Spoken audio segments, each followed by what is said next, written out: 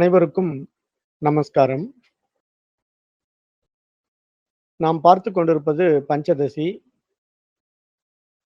அதுல 6வது அத்தியாயம் சித்ர தீபம் பார்த்துக்கிட்டு இருக்கோம்.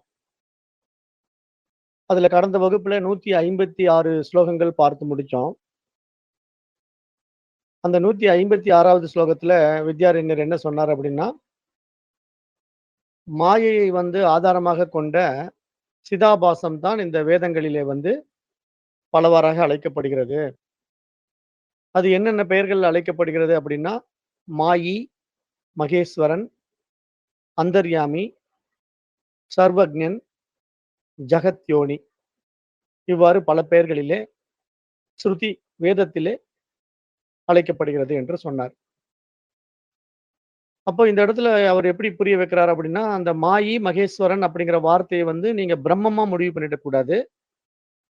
அது மாயை அப்படிங்கிற ஒரு விஷயம் உபாதியோட தொடர்புடைய சிதாபாசம் என்ற ஈஸ்வரன் அப்படிங்கிறத புரிஞ்சுக்கணும். அது வியாவகாரிக நிலையில அது செயல்பட்டு கொண்டிருக்கிறது.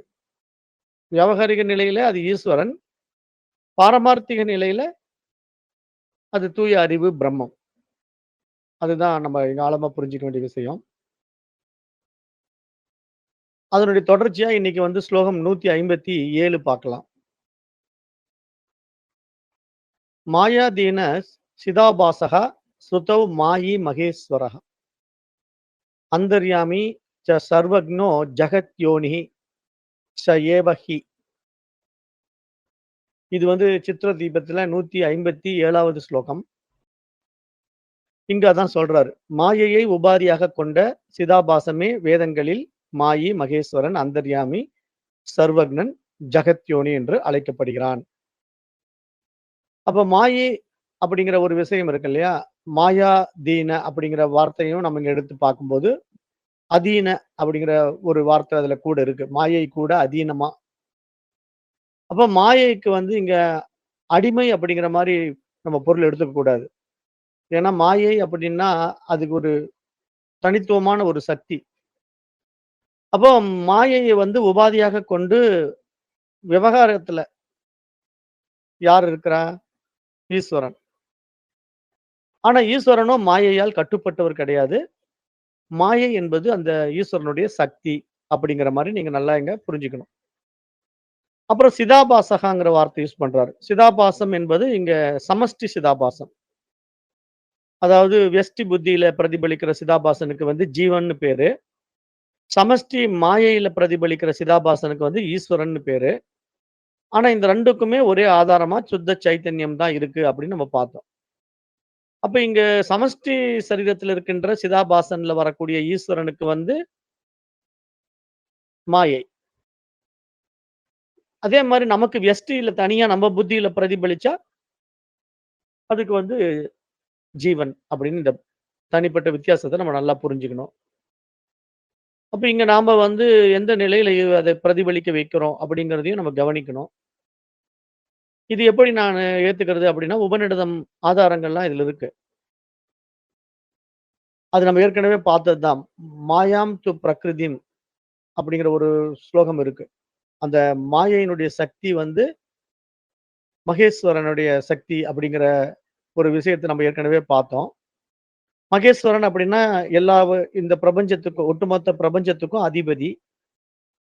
ஏனென்றால் இந்த முழு பிரபஞ்சமும் அவருடைய உபாதியின் மூலமாக வெளிப்பட்டிருக்கிறது என்று நம்ம பார்த்தோம். அப்ப நம்ம ஏற்கனவே இந்த வேதாந்த சாஸ்திரத்துல கொஞ்சம் ஆழமா நம்ம நுட்பமா பார்க்கும்போது என்ன புரிஞ்சுக்கிட்டோம் அப்படின்னா, இப்போ பிரம்மம் அப்படிங்கிற ஒரு நிலைப்பாடு நிர்குண பிரம்மம், சர்க்குண பிரம்மம் அப்படின்னு 2 விதத்துல இருக்குன்னு நம்ம பார்த்தோம்.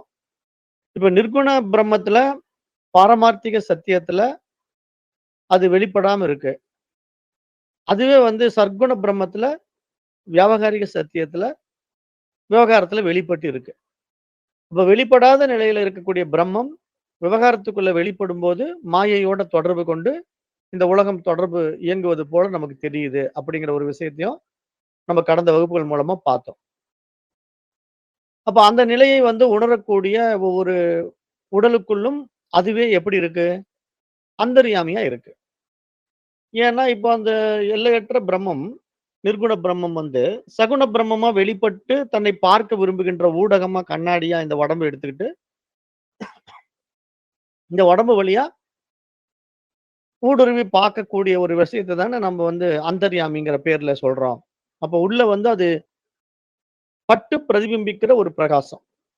அப்படி அது நம்ம ஒவ்வொரு உடம்புக்குள்ளேயும் பட்டு பிரதிபிம்பிக்கக்கூடிய நிலையில வெளிப்படுகிறது என்று பார்த்தோம். அதே மாரி ஈஸ்வரனுடைய நிலைய வந்து நம்ம சர்வக்ஞன்னோம். ஜீவனுடைய நிலைய வந்து கிஞ்சிக்ஞன் அப்படின்னு சொன்னோம். எந்த அடிப்படையில ஈஸ்வரன வந்து சர்வக்ஞன் என்று சொல்றோம் அப்படின்னா, அவனுக்கு ஒட்டுமொத்த சமஷ்டி சரீரமே அவனா இருக்கிறதுனால, அவனுக்கு எல்லாமே தெரியும். ஆனா நாம வந்து நம்மள தனி உடலா வெஸ்ட் சரீரமா மாத்திக்கிட்டதுனால, நமக்கு ஒரு குறிப்பிட்ட பவுண்டரிக்குள்ள தான் நம்முடைய புத்தி வேலை செய்யும். அப்ப நம்முடைய புத்தி, மனசு, இந்த உடம்பு எல்லாமே ஒரு லிமிட்டேஷன்க்குள்ள தான் இருக்க முடியும். அந்த லிமிட்ட மீறி நம்ம இந்த மனித உடலுக்குள்ள செயல்பட முடியாது. மனித சக்திக்கு உட்பட்ட வேலைகள தான் நம்ம செய்ய முடியும். மனித சக்திக்கு அப்பாற்பட்ட வேலைகள நம்ம செய்ய முடியாது. ஆனா ஈஸ்வர சக்தி அப்படி கிடையாது. அது வந்து ஒரு குறிப்பிட்ட எல்லைக்குள்ள ஒடுங்கல் இல்லையா? இப்ப நம்ம வந்து பாடிக்குள்ள மாட்டிக்கிட்டு இருக்கிறதுனால, இதுதான் என்னுடைய பவுண்டரின்னு நானு முடிவு பண்ணிட்டேன். அப்ப நான் இன்னார் இப்படின்னு வேற நான் கன்ஃபார்ம் பண்ணிட்டேன். அதுக்கப்புறம் நான் வந்து அத டெவலப் பண்றதுக்கான ஆப்பர்ச்சுனிட்டி இல்ல. அப்ப என்னுடைய குறுகிய புத்தி, குறுகிய உடம்பு, குறுகிய மனசு இதெல்லாம் அந்த லெவலுக்கு தான் அது வேலை செய்யும். அதுக்கு மேல என்னால உலகத்துல இருக்கிற எத்தனையோ விஷயங்களோ, என்னென்ன தெரிஞ்சுக்கணுமோ, அத தெரிஞ்சுக்க முடியாது. ஆனா ஈஸ்வர சக்திங்கிறது அப்படி இல்ல. அது எல்லா உடம்புக்குள்ளயும் ஊடுருவி இருக்கிறதுனாலயும், ஒட்டுமொத்த இந்த பிரபஞ்ச உடலாகவே தானா இருப்பதனாலயும், எல்லா உடம்புக்குள்ளயும் ஊடுருவிங்கிறதுனால காஸ்மிக் இன்டலெக்ட்டாவும் இருக்கிறதுனாலயும், அதுக்கு எல்லாமே தெரியும். அப்படிங்கிறதுனால தான் ஈஸ்வரன் வந்து சர்வக்ஞன் என்ற நிலையில நம்ம பார்க்கப்படுது. அப்ப அந்த ஈஸ்வரன் தான் நமக்கு கர்ம பல தாதான்னு கூட நம்ம சொன்னோம். ஏன்னா நம்ம நெனச்சுக்கிட்டு இருக்கோம் இல்லையா? எனக்குள்ள இருக்கிற விஷயம் வந்து எப்படியா இறைவனுக்கு தெரியும்? நான் தானே சிந்தனை பண்ணி, நான் தானே இந்த செயல செஞ்சுட்டு இருக்கேன். அது எப்படி ஈஸ்வர காரியமாகும் அப்படின்னு சொல்றோம். ஆனா இந்த மாரி விசாரம் பண்ணி விவேகத்தால விழிச்சுக்கிட்டீங்கன்னா, இந்த எல்லா உடலுக்குள்ளும் ஊடுருவி அதுதான் இருந்து கொண்டு இந்த உலகத்தை இயக்கிட்டு இருக்கு. அப்ப அந்த புரிதல் நமக்கு வந்துட்டா, இங்க நாம எங்க செய்றோம்? அதுதான் ஊடுருவி செய்யுது. அப்படின்னு நம்ம புரிஞ்சுகிட்டு, நம்முடைய தனித்துவ அகங்காரத்த விட்டுட்டோம்னா, அதுக்கு பேர் என்ன? கர்ம யோகம்னு பேரு. இங்க நான் ஒண்ணும் செய்யல. எல்லாம் அது செஞ்சுகிட்டு இருக்கு. இந்த உடலும், மனசும் அதுக்கான கருவி. அப்படின்னு நம்ம கம்முனு இருந்தோம்னா, இதே உடல், மனசுல காரியம் நடக்கும். ஆனா அந்த காரியத்தினுடைய பெருமிதமோ, அதனுடைய நன்மை, தீமைகளோ, அதனுடைய சாதக பாதகங்களோ நமக்கு பொறுப்பில்ல. ஏன்னா நான் எங்க செய்றேன்? அதுதானே செய்யுது. அப்படிங்கிற அந்த சரணாகதி தத்துவத்துக்குள்ள நம்ம போயிடுறதுக்கு பேரு வந்து கர்ம யோகம். இதே உடம்பு வேலை செய்யும். ஆனா அபிமானம் இருக்காது. நான் செய்றேங்கிற அபிமானம் இருக்காது. இந்த பாடி மைண்ட வச்சுக்கிட்டு அது செஞ்சுகிட்டு இருக்குங்கிற தெளிவு வந்துரும். அதுக்கு தான் கர்ம யோகம்னு பேரு. நான் செய்றேன்னு நெனச்சோம்னா, அதுக்கு பேரு கர்மா. அதுக்கு உண்டான பலாபலன்கள் நம்ம அடைஞ்சே தீரணும். அப்படிங்கிற 2 விஷயங்களையும் நம்ம ஏற்கனவே பார்த்தோம். அப்ப இங்க சமஷ்டியை மாயையாக வைத்துக்கொண்டு சமஷ்டி மாயை உபாதியாக வைத்துக் கொண்டிருக்கிற ஈஸ்வரன் வந்து, அந்த எல்லா புத்திகளிலும் ஊடுருவி இருப்பதனால, எல்லாருடைய காரண நிலைகளையும் நன்கு அறிவார். அதனால தான் அவர் கர்ம பல தாதாவா இருந்து கொண்டு நமக்கு பாவ புண்ணியங்களுக்கு ஏற்ற மாரி வாழ்க்கைய குடுக்கிறார் என்று நம்ம பார்க்கிறோம். அதுக்கு தான் சர்வக்ஞன்ங்கிற வார்த்தை. அடுத்தது ஜகத் யோனி. இப்ப யோனி அப்படின்னா காரணம் அப்படின்னு அர்த்தம். அதாவது உருவாவதற்கான ஒரு காரணம். அந்த யோனி என்பது எப்படின்னா, உலகத்தின் உபாதான நிமித்த காரணமாக, வியாவகாரியத்திலே ஈஸ்வரனாக பார்க்கப்படுகிறது என்று இந்த இடத்துல அந்த ஜகத் யோனி அப்படிங்கிற விஷயத்துல நம்ம புரிஞ்சுக்கணும். ஒட்டுமொத்த இந்த உலகத்தின் உபாதான நிமித்த காரணமாகவே வியாவகாரிக சத்தியத்திலே ஈஸ்வரன் அறியப்படுகிறார் என்பதாக இந்த ஸ்லோகத்துல புரிஞ்சுக்கிறோம். அப்புறம் இந்த ஸ்லோகத்தையே அடிப்படையா வச்சு நம்ம பார்க்கோம்னா, இப்ப இந்த அத்வைத வேதாந்தத்தின் நுட்பமான விஷயங்கள் இங்க எப்படி பார்க்கப்படுது அப்படின்னு பார்த்தீங்கன்னா, அந்த வேறுபாடுகள் இருக்கு இல்லையா? இறைத்தன்மையினுடைய வேறுபாடுகள். அது எப்படி அப்படியே கீழ வருது அப்படிங்கிறது பார்த்தீங்கன்னா, பாரமார்த்திகம், பிரம்மம், நிருபாதிகம், நிர்குணம், அகண்டம், விவகாரம், அப்புறம் மாயையுடன் சேர்ந்த ஈஸ்வரன், உலகப் படைப்பு, சர்வக்ஞத்துவம். இப்படிதான் அந்த ப்ராசஸ். அது வந்து பல விதமா இப்படி அறிவு, அந்த பாரமார்த்திக சத்தியம் இருக்கு இல்லையா? அது வெளிப்பட்டு வருது அப்படிங்கிறத பார்க்க முடியுது. அப்ப வேதாந்தம் அப்படி இந்த 2 விஷயங்களையும் போட்டு மிக்ஸ் பண்றது இல்ல. அதாவது ஈஸ்வர நிலை அப்படிங்கிறத வந்து நம்ம எப்படி பார்க்கிறோம்னா, சத்குண பிரம்மம். சத்குணமா பார்க்கிறோம். அதுவே பாரமார்த்திக நிலையில நிர்குண பிரம்மமா பார்க்கிறோம். ஈஸ்வரன் என்பவன் வியாவகாரிகத்துல இருக்கான். பாரமார்த்திகத்துல பிரம்மமா இருக்கு. அதுக்கு நிர்குணம், இதுக்கு சற்குணம். இப்படிதான் 2 விதத்துல இருக்கு. இந்த 2யும் போட்டு மிக்ஸ் பண்ணக்கூடாது. இத எப்படி புரிஞ்சுக்கலாம் அப்படின்னா, ஒரு எளிமையான உவமானம் பார்க்கலாம். அந்த ஏரியா பூரா நமக்கு மின்சாரம் சப்ளை ஆகி எல்லா பக்கமும் வோல்டேஜ் வந்துட்டு இருக்கு. ஆனா, அது வெளிப்படுற பல்ப பொறுத்து மாறுபடுது இல்லையா?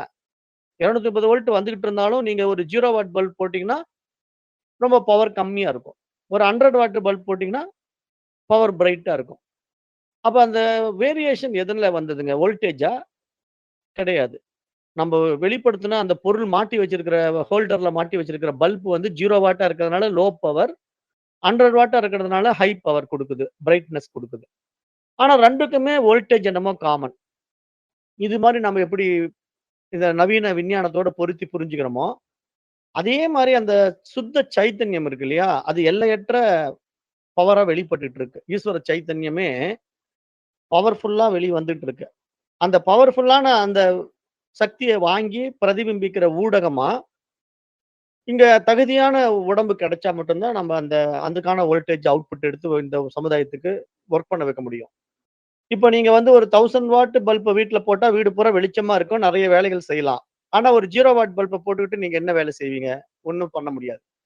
அப்ப அது மாரி இங்க நீங்க ஈஸ்வர சக்திய பெறக்கூடிய உபாதிங்கிற உடல்ல, நீங்க எந்த அளவுக்கு அதனுடைய சக்திய பெற்று இந்த உலகத்துக்கு உபகாரமா வாழ விரும்புறீங்களோ, அந்த அளவுக்கு நீங்க உடம்ப தான் தகுதியா மாத்திக்கணும். அதுக்கு தகுதியான உடல் என்ன? பரிணாமத்திலேயே மாற்றம் நடந்திருக்கே. பரிணாமத்திலேயே நீங்க வந்து ஒரு அறிவுல ஓரளவுக்கு தான் தகுதி, இரு அறிவுல 2 தகுதி ஓரளவுக்கு தான் தகுதி. இப்படியே கொஞ்சம் கொஞ்சமா நம்ம அப்டேட் ஆயி, இப்ப மனிதன்கிற நிலையில 6ஆம் அறிமறி பரிமாணத்துக்குள்ள வந்துட்டா மட்டும் நம்ப அப்படியே அந்த ஈஸ்வர சக்திய வாங்கி பிரதிபிம்பிக்கக்கூடிய தகுதி அடைஞ்சுட்டோமான்னா, இன்னும் அடைய வேண்டியது இருக்கு. இப்ப நம்ம 6ஆம் அறிவு பரிமாணத்துக்குள்ள வந்ததுனால மனுஷன்னு ஒரு பேர மட்டும் தான் வாங்கியிருக்கிறோமே தவிர, ஆனா அந்த மனம் வந்து அப்டேட் ஆகாம நம்ம மனிதன்கிற பேர் வந்து பயன்படாது. ஏன்னா மனிதன் அப்படிங்கிற மனுஷ்யா அப்படிங்கிறாலே மனச வச்சு தான் அந்த பேர் குடுக்கப்படுது. சாஸ்திரங்கள் எல்லாம் வந்து மனிதன் அப்படின்னு சொல்றது கிடையாது. மனுஷ்யன் அப்படின்னு தான் சொல்லும். மனுஷ்யான்னா மனம் தான் மனிதனா இருக்கு.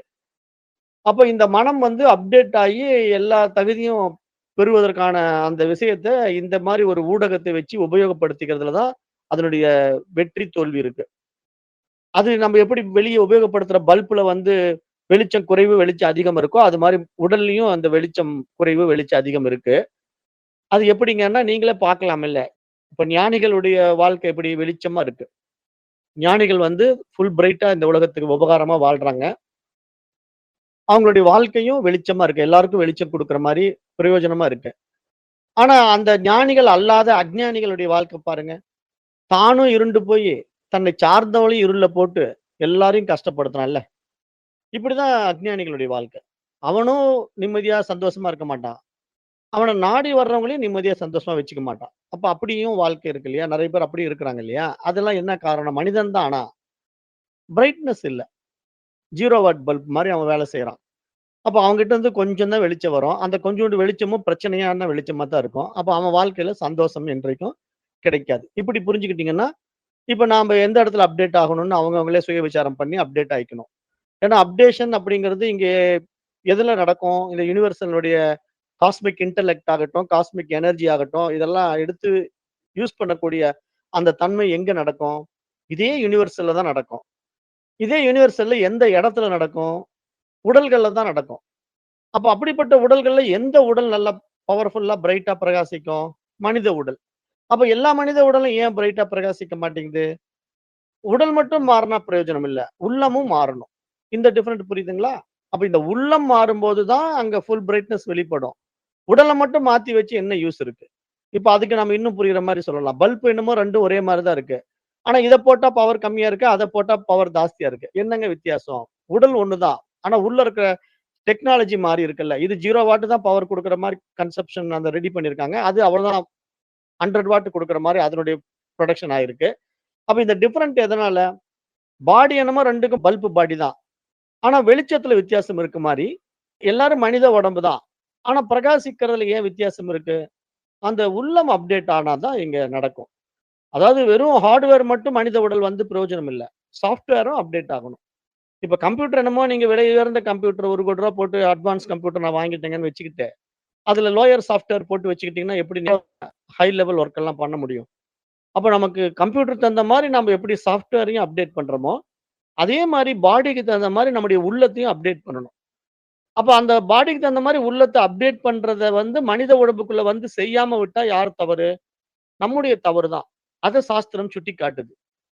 அப்ப அத நாம இங்க புரிஞ்சுகிட்டு, நம்முடைய சாதனையாக அதை அந்த அறிவை உயர்த்துவதற்கான வழிமுறைகளை கையாள வேண்டும். அப்ப அததான் இந்த இடத்துல நம்ம புரிஞ்சுக்க வேண்டிய விஷயமா பார்க்கிறோம். அப்ப இந்த ஸ்லோகத்த ரொம்ப எளிமையா புரிஞ்சுக்கலாம். எப்படின்னா, மாயையை உபாதியாக கொண்ட சமஷ்டி சிதாபாசனுக்கு பேரு ஈஸ்வரன். அப்ப இங்க நாம எத மனசுல நல்லா பதிய வச்சுக்கணும் அப்படின்னா, இப்ப ஜீவன் வந்து குறுகிய உடம்புக்குள்ள இருக்கிறேன் அப்படின்னு தன்னை நம்புறான்.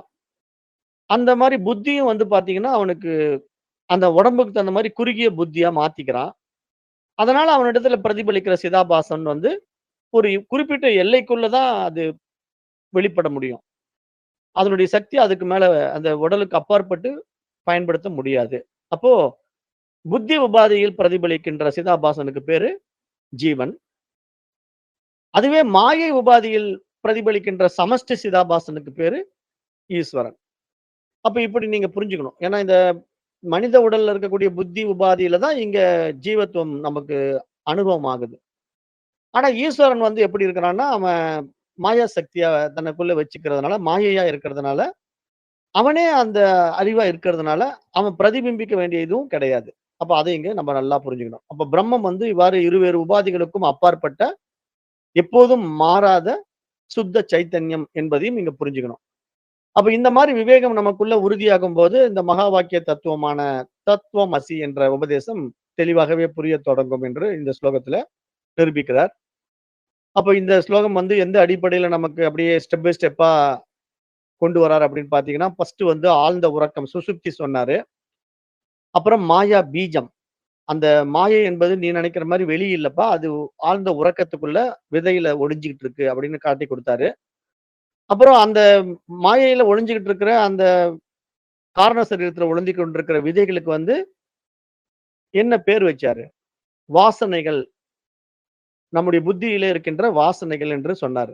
ஏன்னா நமக்கு சம்ஸ்காரங்கள், வாசனைகள் எல்லாம் வெளிப்படுது இல்லையா? அது எங்கிருந்து வருது?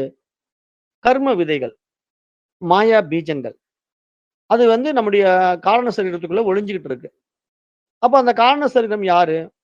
ஈஸ்வரன் தான். சாட்சாத் ஈஸ்வரன் தான். சஞ்சித கர்மாவா இருக்கிறான். அப்ப அதே சமயம் அந்த காரண சரீரமா இருக்கிற மாயா ஈஸ்வரனுக்கு வந்து மாயை தான் சிதாபாசன். அந்த நிலையில இப்ப நமக்கு வந்து புத்தி தான் இங்க சிதாபாசன். அப்படிங்கிற அடிப்படை விஷயங்கள இந்த இடத்துல நம்ம புரிஞ்சுக்கணும். இதையே அடுத்தது 158வது ஸ்லோகத்துல எப்படி சொல்றாருன்னு பார்ப்போம்.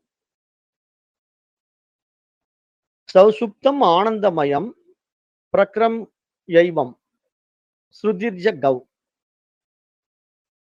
ஏஷ சர்வேஸ்வர இதி சோ அயம் வேதோக்த ஈஸ்வரஹ. இது வந்து 158. இதுல என்ன சொல்றாருன்னா, இப்ப சுசுப்தி நிலையில வந்து அந்த ஆனந்தமய கோஷம் நம்ம பார்த்தோம் இல்லையா? இப்ப உபநிடதங்கள் வந்து அந்த ஆனந்தமய கோஷத்துல இருக்கிற அந்த நிலையை வந்து சர்வேஸ்வரன் அப்படின்னு சொல்லுது. ஆகவே இவனே வேதத்தில் கூறப்பட்ட ஈஸ்வரன் அப்படின்ட்டு இந்த இடத்துல புரிய வைக்கிறாரு. பாருங்க அததான் சொல்றாரு. சௌசுப்தம் அப்படின்னா சுசுப்தி நிலையிலே ஆனந்தமயமாக பிரக்ரம் யைவம். அந்த பிரக்ரம்யா அப்படின்னா அந்த தொடங்கி அதுல தொடங்கி ஏவம் இவ்வாறு உபநிடதம் கூறுகிறது. யாரை? அந்த ஆனந்தமய கோஷத்திலே இருக்கின்ற, சுசுப்தியிலே இருக்கின்ற காரண சரீரமாக இருக்கின்ற அவன்தான் எல்லாவற்றுக்கும் காரணமான ஈஸ்வரன் அப்படின்னு எங்க வேதம் வந்து அருமையா புரிய வைக்குது. இப்ப இதெல்லாம் நம்ம வந்து ஏற்கனவே அந்த உபநிடதங்கள் வகுப்பு பார்க்கும்போது நான் உங்களுக்கு சொல்லிக் குடுத்தேன். ஏன்னா ஈஸ்வரன் அப்படின்னா நீங்க எங்கேயோ தேடக்கூடாது. அந்த காரண உடம்பே தான் ஈஸ்வர உடம்பு. அதுதான் சஞ்சித கர்மா. இப்ப நாம ஒவ்வொருத்தரும் பல்வேறு நல்லது, கெட்டது பண்ண அந்த வினை பயன்கள் எல்லாம் ஒட்டுமொத்த கர்மாவா மாறி, சஞ்சித கர்மாக்குள்ள சேகரிக்கப்பட்டிருக்கும். அப்ப நீங்க 4 செவுத்துக்குள்ள என்ன பண்ணாலும், நீங்க பண்றதும் அந்த ஈஸ்வரனுக்கு தெரியும். நான் 4 செவுத்துக்குள்ள என்ன பண்ணாலும் அந்த ஈஸ்வரனுக்கு தெரியும்.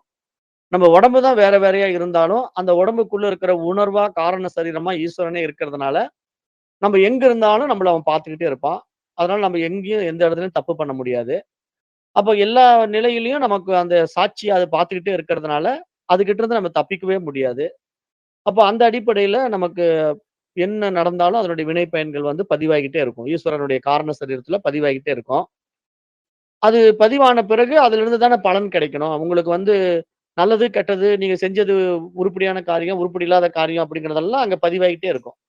அந்த டேட்டாஸினுடைய அடிப்படை வச்சு தான் உங்களுக்கு அடுத்த உடம்பு, அடுத்த வாழ்க்கை, அந்த பிராரப்த கர்மா அப்படிங்கிறதெல்லாம் முடிவு பண்ணப்படுது.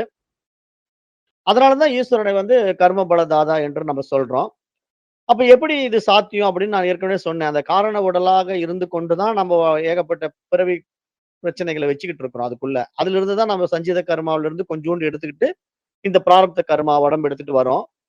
இந்த பிறவியில நம்ம வாழ்க்கை இப்படிதான் வாழணும்னு வாழ்ந்து கொண்டிருக்கும்போது, நமக்கு நல்லது வருது, கெட்டது வருது. அதெல்லாம் புதுசா ஒரு நம்ம உருவாக்கிக்கிற சில பிரச்சனைகளுக்கு பேரு ஆகாமிய கர்மா. ஆனா இதுல மிருகம் வரைக்கும் ஆகாமிய கர்மா வந்து அதுக்கு கிடையாது. ஏன்னா அதுங்க ஈஸ்வர நியதிக்குள்ள பிராரப்தத்த அனுபவிக்க மட்டும் தான் வந்திருக்கு. ஆனா மனிதனாகிய நமக்கு வந்து ஃப்ரீ வில் இருக்கு, பகுத்தறிவு இருக்கு. அதனால நாம வந்து நல்லது எது, கெட்டது எது, நித்தியம் எது, அனித்தியம் எது அப்படின்னு பகுத்து பிரித்து பார்க்கிறதுனால, நமக்கு வந்து ஃப்ரீ வில் கொடுக்கப்பட்டிருக்கு. ஆக நீங்க நல்லத நோக்கி போலாம், கெட்டத விட்டு விலகலாம். ஆனா நீங்க தெரிஞ்சே கெட்டத நோக்கி போனீங்கன்னா, அந்த கெட்டதுக்கான பலாபலன்கள நீங்க அனுபவிக்கணும். அதுக்கு தண்டனை உண்டு. நல்லத நோக்கி போனீங்கன்னா, அதுக்குண்டான நல்ல பலாபலன்கள நீங்க அனுபவிக்கணும். அதுக்கான கிஃப்ட் உண்டு. அப்ப இது மாரி வந்து ஈஸ்வரர் நியதிக்குள்ள அந்த சக்தி அப்படிதான் எல்லாருக்கும் கர்மபல தாதாவா, சர்வேஸ்வரனா இருக்குது அப்படிங்கிறத சொல்றாரு இல்லையா? ஆனா அந்த சர்வேஸ்வரனுடைய நிலைப்பாடு வந்து ஒரு அமைதி தன்மை தான். அது ஆழ்ந்த உறக்கத்தன்மை தான். அது ஒரு அவ்யக்த நிலை தான். வெளிப்படாத நிலை தான். அங்க வந்து நீங்க போய் ஒடுங்கிட்டீங்கன்னா, எல்லாம் உங்களுடைய அத்தன டேட்டாஸ் அதுக்குள்ள போய் ஒளிஞ்சுக்கும். நீங்க அத எடுத்து ஆப்பரேட் பண்றதுன்னா, திருப்பி நீங்க விழிப்பு நிலைக்கு வந்தா தான் எடுத்து ஆப்பரேட் பண்ண முடியும். அப்ப நீங்க விழிப்பு நிலைக்கு திருப்பி வரணும்னா, உங்களுக்கு பாடி, மைண்ட் வேணும். அப்ப பாடி, மைண்ட்ல வந்து நீங்க விவகாரத்த பண்ணும்போது, இந்த வாழ்க்கையா உங்களுக்கு தொடரும். அது நீங்க வச்சுக்கிட்டு இருக்கிற அந்த ஆசாபாசங்களோட அடிப்படையில உங்களுடைய வாழ்க்கை தொடரும். இப்படிதான் இங்க வந்து படைப்பு இருக்கு, பிறவிகள் இருக்கு, உடல்களுடைய மாறுபாடுகள் இருக்கு, கர்மா தியரி இருக்கு. அப்படிங்கிறது எல்லாமே நம்ம வந்து வேதாந்தத்துல பார்த்தோம். வேதாந்த சாஸ்திரங்கள்ல தெளிவா பார்த்தோம். அதத்தான் இங்கேயும் சொல்றாரு. இங்க என்ன சொல்றாருன்னா, சௌசுப்தம் ஆனந்தமயம். அந்த சுசுப்தி நிலையில இருக்கின்ற ஆனந்தமயத்தை கவனமாக புரிந்து கொள்ள வேண்டும். இது பரபிரம்மத்தின் ஆனந்தம் அல்ல. இது ஆனந்தமய கோஷம் அல்லது சஞ்சித கர்மா அல்லது காரண சரீரம் என்று அழைக்கப்படுகிறது. அப்ப இங்க காரண சரீரத்தில் அனுபவிக்கப்படுகின்ற அந்த அமைதி, அந்த ஆனந்தத்தின் நம்ம எப்படி பார்க்கலாம்னா, உண்மையான ஆனந்தத்தின் பிரதிபலிப்பு என்று பார்க்கலாம். ஆனா அங்க சுசுப்தியில மனசு இல்ல. மனது இல்லாததுனால அங்க துக்கமும் இல்ல, சுகமும் இல்ல. அதனால அங்க ஒரு அமைதி மட்டும் அனுபவிக்கப்படுது. அதனால அத வந்து உண்மையான பிரம்ம நிலை என்று நம்ம உணர்ந்து விட முடியாது. ஏன்னா நாம வந்து ஜெனரலா எப்படி புரிஞ்சுகிட்டு இருக்கோம்? அமைதி வந்துட்டா பிரம்ம நிலை அப்படின்னு நெனச்சுக்கிறோம். அதனால நம்ம தியானத்துல போய் உட்கார்ந்தோம்னா, அங்க ஒரு அமைதி வந்துடுது. அப்ப நம்ம பிரம்ம நிலைய அடைஞ்சுட்டோம் அப்படின்னு நம்ம நெனச்சுக்கிறோம். ஆனா, அந்த தியானத்துல உட்கார்ந்துகிட்டு நீங்க விழிப்பு நிலையில இருந்தீங்களான்னு பார்த்தீங்கன்னா, இல்ல இல்லையா? விழிப்பு நிலையில இல்லன்னா, உங்களுக்கு அந்த தியானம் வந்து பிரம்ம நிலை கிடையாது. அது சுஷுப்தில ஒடுங்குன மாரி இங்கேயும் போய் ஒடுங்குறீங்க அவ்வளவுதான். மனசு ஒடுங்குது அவ்வளவுதான். ஆனா அந்த நான் தான் பிரம்மம் அப்படிங்கிற அந்த தன்னுணர்வு அங்க இல்ல. அந்த தன்னுணர்வு இல்லாத நிலையில அது வந்து ஒடுக்கம் தான் என்று பெயர். அது வந்து காரண சரீரத்தில மனசு வந்து போய் ஒடுங்கிடுது. அப்ப நாம இந்த இடத்துல எப்படிங்க அந்த நிகழ்வ நம்ம புரிஞ்சுக்கிறது அப்படின்னா, நீங்க தனி மனமா இருந்துகிட்டு இத பண்ணக்கூடாது. நீங்க பிரபஞ்ச மனமா உங்கள பார்க்க ஆரம்பிக்கணும். அப்ப பார்த்தா எந்த பாடியில போய் நீங்க எக்ஸர்சைஸ் பண்ண போறீங்க? எந்த பாடியில போய் நீங்க தியானம் பண்ண போறீங்க? அது முடியாதுல்ல. எல்லா பாடியும் உங்களுது தான். அப்ப அதனுடைய நியதியில அது இருக்குது. அப்ப அததான் அது செய்யட்டும். இங்க நான் இந்த உடம்பே இல்லையே! அப்படின்னு அத ஈஸ்வர நிலையில நின்னு பாருங்களேன். அப்போ உங்களுக்கு எல்லாம் புரியும். ஆனா அந்த நிலைக்கு போகாம எப்படி புரியும்? அது சர்வக்ன நிலை. இது கிஞ்சிக்ன நிலை. நம்ம கிஞ்சிக்ன நிலையில இருந்துகிட்டு பாடி மைண்டையே வச்சுக்கிட்டு நான் அபிமானிச்சுக்கிட்டு, அதுல நான் ஏதோ தியானம் பண்றேன். அதுல ஏதோ ஹோமம் பண்றேன் அப்படின்னு ஏதாவது ஒண்ணு சொல்லிட்டு இருந்தோம்னா, அதெல்லாம் அந்த பாடி மைண்டுக்கான வேலை தான் நடக்குமே தவிர, சர்வக்ன நிலை அங்க உருவாகாது. சர்வக்னன் என்பவன் வந்து இந்த ஒட்டுமொத்த பிரபஞ்சமாவே இருக்கிறதுனால, அந்த பிரபஞ்சத்துக்குள்ள என்னத்த நீங்க செய்ய முடியும் தனியாளா? நீங்க ஒண்ணும் செய்யவே முடியாது. எல்லாம் அதுதான் செஞ்சுகிட்டு இருக்கு. ஆனா நான் செய்றேங்கிற ஈகோவுல நாம எக்ஸ்ட்ராவா சில விஷயங்கள டெவலப் பண்ணி நான் செய்றேன், செய்றேன்னு சொல்லி, அத கர்மாவா சேர்த்திக்கிறோம். அதுதான் இங்க ப்ராப்ளம். ஏன்னா நாம எப்பவும் எதுவும் செய்றதில்ல அப்படின்னு நம்ம எப்ப சரண்டர் ஆகுறோமோ, அப்ப நமக்கு கர்மாவும் கிடையாது. அப்ப நாம அத சரண்டர் ஆயிட்டு நம்ம செய்யக்கூடிய செயல்கள் எல்லாம் செய்யாம உட்டுருவோமான்னா, இல்ல. அப்பவும் செய்வோம். சரண்டர் ஆன பிறகு நம்ம எல்லா வேலையும் செய்வோம். ஆனா என்ன வித்தியாசம்? சரண்டர் ஆன பிறகு நம்ம செய்ற வேலையெல்லாம் கர்ம யோகம். நமக்கு அதுல சாதக பாதகங்கள் ஒண்ணும் பண்ணாது. ஒண்ணும் பண்ணவும் முடியாது. ஏன்னா, நான் எங்க செய்றேன் இறைவா? இந்த உடலும், மனதும் உன்னுடைய கருவி. நீ செய்யின்னு சொல்லிட்டு அதுகிட்ட நம்ம ஒப்படைச்சிட்ட பிறகு, மீண்டும் நம்முடைய வாழ்க்கை நடக்கும். ஆனா வாழ்க்கையில மாற்றங்கள் நடக்கும். சில வழிமுறைகள் கிடைக்கும். அதெல்லாம் நமக்கு தெரியாது. அது ஈஸ்வர நிகழ்வுல தானா நடக்கும். அது அப்படியே நீங்க பார்த்துக்கிட்டு கடந்து போகிறது தான் உங்க உண்மையான நிலைப்பாடு. அதுதான் இங்க சுட்டிக்காட்டப்படுது. இந்த ஸ்லோகத்த அதுல சொல்றாரு. பிரக்ரம்யஹா. சுசுப்தி நிலையில தான் அந்த காரண சரீரம் இருக்கு. அதுதான் அந்த இடத்துல ஈஸ்வரனை அறிமுகப்படுத்துது. அந்த நிலைய தான் வித்யாரண்யரும் பின்பற்றுகிறார் அப்படின்னு சொல்லிட்டு, இந்த ஸ்லோகத்துல வரக்கூடிய ஏச சர்வேஸ்வரஹா அப்படிங்கிற ஒரு வார்த்தை போடுறார். அந்த உபநிடதம் என்ன சொல்லுதுன்னா, சுசுப்தியில காரண நிலையில் உள்ள சமஷ்டி சைத்தன்யத்தை சர்வேஸ்வரன் என்று கூறுகிறது. அவர் உலகத்தின் காரண நிலை. அப்போ வேதோக்த ஈஸ்வரா அப்படிங்கிற ஒரு வார்த்தை அந்த இடத்துல போடுறாரு. இங்க இது ஒரு முக்கியமான வார்த்தை. எப்படின்னா, வித்யாரண்யர் தன்னுடைய சித்தாந்தத்தை வேதத்தின் மீது அடிப்படையாக நிறுவுகிறார் என்று நாம் இங்க பார்க்க முடிகிறது. அப்ப இந்த வேதோக்தா அப்படிங்கிற வார்த்தை நான் ஏற்கனவே உங்களுக்கு சொன்னேன். அதாவது நம்ம எத்தனையோ மகான்கள், ஞானிகள் இந்த உலகத்துல வரலாம். ஆனா வேதத்த பிரமாணமா வச்சுக்கிட்டு பேசுறவங்க வார்த்தைகள தான் நம்ம நம்பணும். வேதத்துக்கு முரணாக அவங்கவங்களுக்கு தெரிஞ்சதெல்லாம் வச்சு புருடா விடுறவங்க வார்த்தைய நம்ம கேட்கக்கூடாது. அது அவங்க சொந்த கருத்தா இருக்கும். அது எந்த அளவுக்கு உண்மைன்னு நமக்கு தெரியாது. அதுல போய் நம்ம மாட்டக்கூடாது. அதனால இங்க வித்யாரண்யர் போன்ற மிகப்பெரிய ஞானிகள் அந்த வேதத்துக்கு முக்கியத்துவம் குடுக்குறாங்க. அந்த அடிப்படையில தான் வேதோக்த ஈஸ்வரகாங்கிற வார்த்தைய இங்க போடுறாரு. அப்ப இங்க அத்வைதத்தினுடைய ஆழமான விஷயம் என்ன அப்படின்னு நீங்க ஆழ்ந்து பார்த்தீங்கன்னா, இப்ப நம்ம சுசுப்திங்கிற போய் ஒடுங்குறோம் இல்லையா தூக்கத்துல, அதுக்கு பேரு துரியம் கிடையாது. ஏன்னா, துரியம் அப்படிங்கும்போது நீங்க அங்க ஒரு அமைதி, ஆனந்தத்த உங்களுடைய ரியாலிட்டிய நீங்க என்ஜாய் பண்ணக்கூடிய இடம். ஆனால் துரியத்தை புரிந்து கொள்ள அந்த இடம் உதவும். ஏன்னா, நீங்க ஆழ்ந்த உறக்கத்துல போகும்போது, ஓ! துரியம்னா இப்படிதான் ஒரு எக்ஸ்பீரியன்ஸ் கிடைக்கும் அப்படிங்கிறத நீங்க அங்க பார்க்கலாம். அதே சமயம் நம்ம இங்க விழிப்பு நிலை துரியத்துல நமக்கு என்ன புரியும்? அங்க தூக்கத்துல நம்மள யாரு ஏதுன்னு தெரியாம தூங்கிட்டு இருந்தோம். இங்க நான் தான் எல்லாமா இருக்கிறேன்னு இந்த துரியத்துல தெரியும். அப்ப இந்த துரியத்துல தெரியக்கூடிய இந்த நிகழ்வுக்கு பேரு தான் விழிப்பு நிலை. இந்த விழிப்பு நிலையில விழிப்புணர்வு, கான்ஷியஸ்னஸ்ன்னு பேரு. அப்ப நீங்க விழிச்சுக்கிட்டே இந்த உலகத்துல நானே தான் எல்லாமா இருக்கிறேன். இந்த உலகமே நான் தான். என்னுடைய இருப்பினால இந்த உலகம் இருக்குது. இந்த ஒட்டுமொத்த உலகமும் என்னுடைய சுய அறிவில தோன்றுது. அப்படிங்கிற தெளிவு உங்களுக்குள்ள வந்துவிட்டாலே, நீங்க தான் கான்ஷியஸ்னஸ். நீங்க தான் பிரம்மம். அப்ப அதுதான் உண்மையான விழிப்பு. அதுதான் உண்மையான துரியம். அப்ப அந்த நிலையில உங்களுக்கு எல்லாம் புரியும். ஆனா, இதையும் கடந்த ஒரு நிலை இருக்கு. அதுதான் துரியாதீதம் என்று பெயர். இப்ப துரிய நிலையில ஈஸ்வர தன்மைக்குள்ள இருக்கீங்க. ஆனா துரியாதீதத்துல நீங்க பாரமார்த்திக சத்தியம். அது உடல் கடந்த, ஈஸ்வர நிலையும் கடந்த பாரமார்த்திக நிலை. ஏன்னா ஈஸ்வர நிலைங்கிட்ட வியாவகாரிக நிலைக்கு வந்துடுது. ஈஸ்வரனே வியாவகாரிக சத்தியத்துல தான் வரான். அப்ப அதனால அந்த இடத்த நீங்க எப்படி புரிஞ்சுக்கணும்? இப்படி ஷார்ட்டா புரிஞ்சுக்குங்க. துரியம் என்றால் ஈஸ்வரன். துரியாதீதம் என்றால் பிரம்மம். இப்படி புரிஞ்சுக்க இன்னும் ஈஸியா இருக்கும். அப்ப துரியாதீதம்னா அங்க பிரம்மம் மாத்திரமே. அந்த படைப்பே வரல அங்க. அது துரியத்துக்கு அதீதமான நிலை. அது பூரண நிலை. ஆனா அந்த நிர்குண பிரம்மமா இருக்கிற அந்த துரியாதீதத்திலிருந்து, அது தன்னை பார்க்கிற ஒரு கண்ணாடிய உருவாக்குனா, அதுக்கு பேரு சர்க்குண பிரம்மம். அது ஈஸ்வரன். அது பிரபஞ்சமா மாறிடும். அதுல அது தன்னை பார்க்கும்.